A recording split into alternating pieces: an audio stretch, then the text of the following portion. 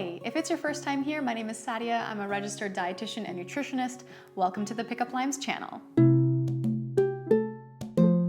Now, how many times in the last month have you finished eating dinner only to find that you're opening the fridge or looking through your pantry for something else to snack on only a couple hours later? Now, I've worked with a lot of clients who struggle with late night eating, and they've shared with me some of the things that they've heard along the way, some tips, things like brush your teeth after you have dinner, or go for a walk, listen to some music, read a book, or probably one of the strangest ones I heard was get naked in front of a mirror just to realize how little you need that snack. Now, don't get me wrong, some of these strategies I'm sure work great for some people, but again, what I was hearing was that in the long term, they really couldn't keep up with any of these tips.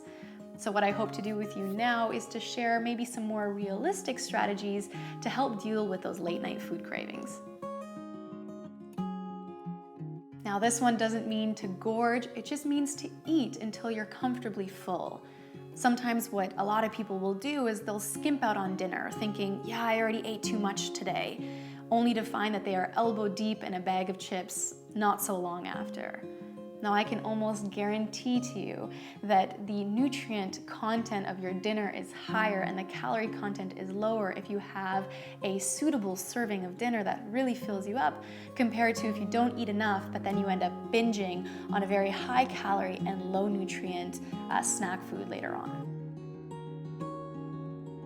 Some people eat dinner at 5 p.m. and then they don't sleep until midnight. And then they give themselves a really hard time for having a food craving at some point in between that time.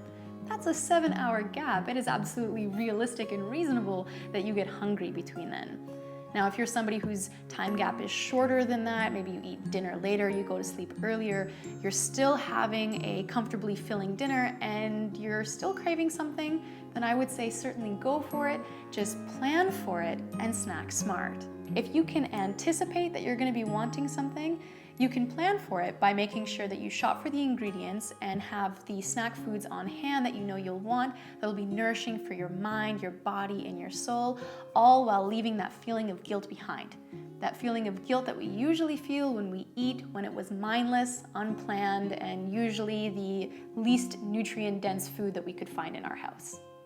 Now ask yourself this, or even write it down, what kind of food in the evenings do you usually reach for? Is it something salty, sweet, savory, crunchy, or maybe warm and comforting? Now, we're all very individual in what we reach for, but as long as you know what one it is that you go for, you can plan to have a snack on hand that you feel will be nourishing and satisfying for when that late night hunger strikes.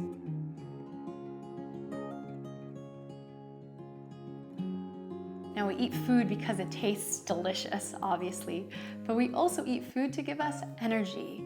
Now, if you're somebody who doesn't sleep enough, you might find your evening food cravings particularly intense, especially for sweets, starchy foods, and different kinds of carbs like that. Now, the reason for that is your brain, it's trying to keep you stimulated and awake, and the brain's preferred and primary energy source is carbohydrates. Totally natural, no problem there. So the question then is, are you getting enough sleep? I know it's easier said than done, but I had one client that was very surprised to realize how easy it was just to get an extra hour of sleep simply by giving up watching the evening news, given she was watching the morning news anyway while getting ready for work. So the question to ask yourself here is, can you catch some extra Z's, either by sleeping a little bit earlier or, hey, even waking up a little bit later? Now, does anyone here not drink enough fluids? Oh yeah, I'm totally one of those people, so I am not going to judge.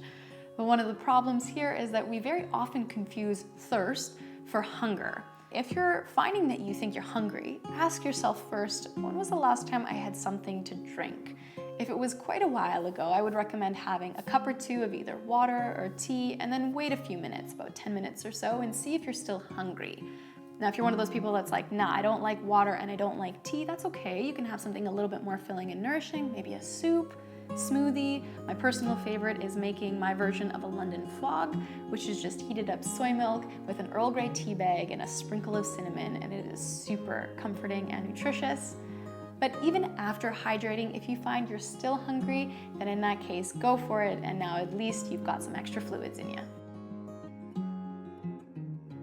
Now, I am all for giving into hunger. I think that truly listening to our bodies is one of the best things that we can do. Now, ask yourself when you're hungry, am I eating to nourish my body, mind, soul, or am I doing it because it's self-sabotaging in some way, whether I'm eating completely mindlessly or because of some kind of emotional distress? Now, if you're eating because you're truly hungry and you want to nourish yourself, please, of course, go for it. And the most important point here being, enjoy it. This can best be done if all of our attention is put on that particular food that we are going to enjoy. Take your time and savor every bite. I would highly advise to turn off any kinds of distractions or get away from them. This includes screens like TVs, computers, tablets, and phones. By doing this, you allow yourself to enjoy eating something that's truly pleasurable without the risk of overeating. All right, so that's a wrap. Those are the 5 different ways that you can cope with late night food cravings. But if you're somebody who finds that your cravings are probably borderline binge eating or full out binge eating, I have made a previous video on that and how to cope. I'll link it here. If you also have some strategies or tips that work for you that I didn't mention, please share them in the comment section below. Sharing is caring, and I'm certain a lot of people would benefit from what you have to say, and I would certainly love to read about them. Subscribe as well if you haven't already so you don't miss out on any future videos. And one of the future videos, by the way, will be about different kinds of snack ideas falling under the categories of sweet, salty, savory, crunchy, and warm and comforting, as I mentioned before, and I will put the link to it somewhere here. All right, thanks for stopping by and for watching. I'll see you in the next video.